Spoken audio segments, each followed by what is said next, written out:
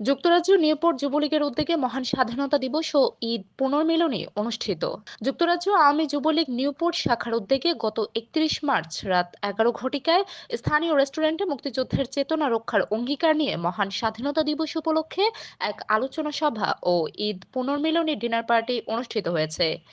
Newport যুবলীগের ভারপ্রাপ্ত সভাপতি আব্দুর রউফ তালুকদার এর সভাপতিত্বে এবং ভারপ্রাপ্ত সেক্রেটারি রুহুল আমিন এর পরিচালনায় অনুষ্ঠানে প্রধান অতিথি ছিলেন নিউপোর্ট আওয়ামী লীগের সভাপতি শেখ মোহাম্মদ তাহিরুল্লাহ।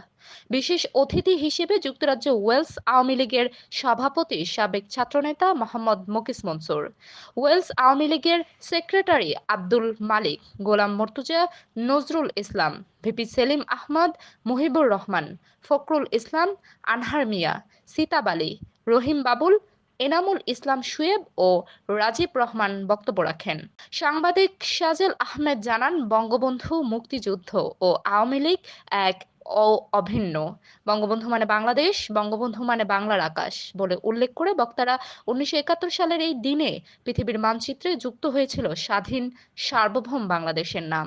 এটি কেবল একটি রাষ্ট্রের জন্মদিন নয়, এটি একটি জাতির আত্মপরিচয় ফিরে পাওয়ার দিন, একটি দীর্ঘ সংগ্রামের চূড়ান্ত ঘোষণা বলে অভিমত ব্যক্ত করেছেন।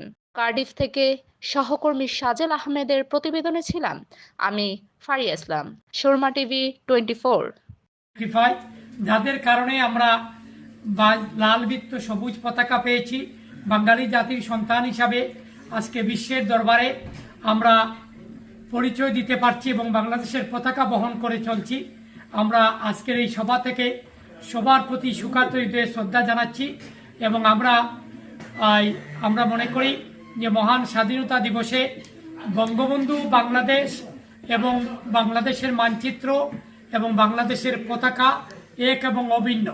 বঙ্গবন্ধুকে বাদ দিয়ে, বাংলাদেশকে বাদ দিয়ে এবং আওয়ামী লীগকে বাদ দিয়ে স্বাধীনতার ইতিহাস কোনো অবস্থাতে রচিত করা সম্ভব হবে না।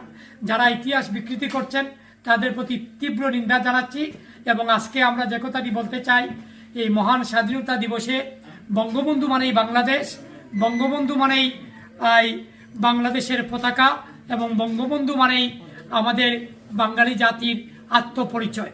এবং আমরা মনে করি আওয়ামী লীগের নেতৃত্বে আমরা এই দেশ স্বাধীন হয়েছে এবং আওয়ামী লীগের নেতৃত্বে বঙ্গবন্ধুর হাত ধরেই আমরা পেয়েছি লাল বৃত্ত সবুজ পতাকা।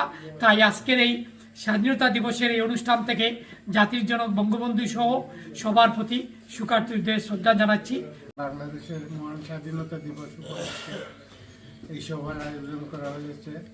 আজকে আমরা 1948 সাল থেকে নিয়ে আজ অবধি যত মানুষের আত্মার আহুতি দিয়েছেন তাদের সবাই আত্মার মাগফিরাত কামনা করি।